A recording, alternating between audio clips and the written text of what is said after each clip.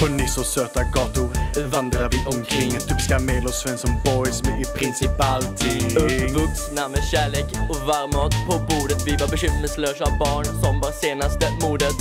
Bortskämda med gåvor, frihet och pengar och Lundens gröna träd och fagra blomsterängar. Inte längre gav oss någon underhållningsmagi. Då satt vi inne framför skärmen och fick spelmani.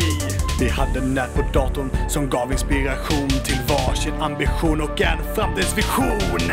En gosse i behov utav förkylningskur. Ständigt sjuk och trött och svag utan muskulatur. Varje minut bytte jag syssla. Valet var bara mitt. Jag menar dubbelt dussin hobbys.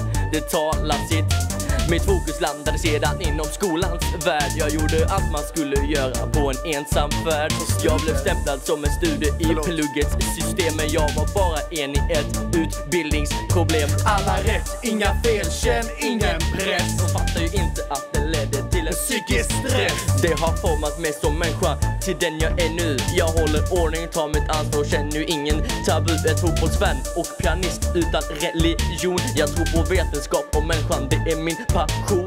Mammas ängel Rude Liff har ingen Nico Hall. Och mina vänner, alltså shit, ni betyder fan allt. Fint sagt. Njut av livet nu.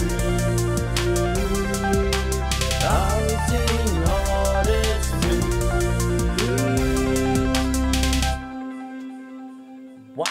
Ett solitt muskelberg på 90 kilo ni ser. Salon, crow och doll, ja jag vill bli som er.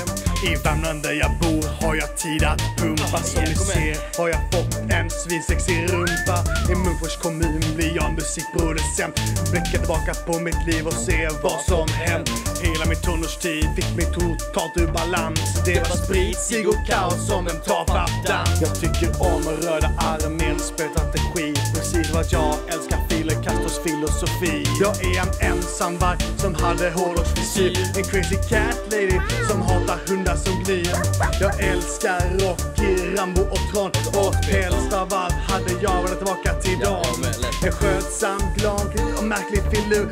Rainbow kommer bli skön litteratur. Njut av livet nu. Allting har ett slut. Håll mig hårt i handen. Då har du mig i famnen. Njut av livet, njut av livet nu.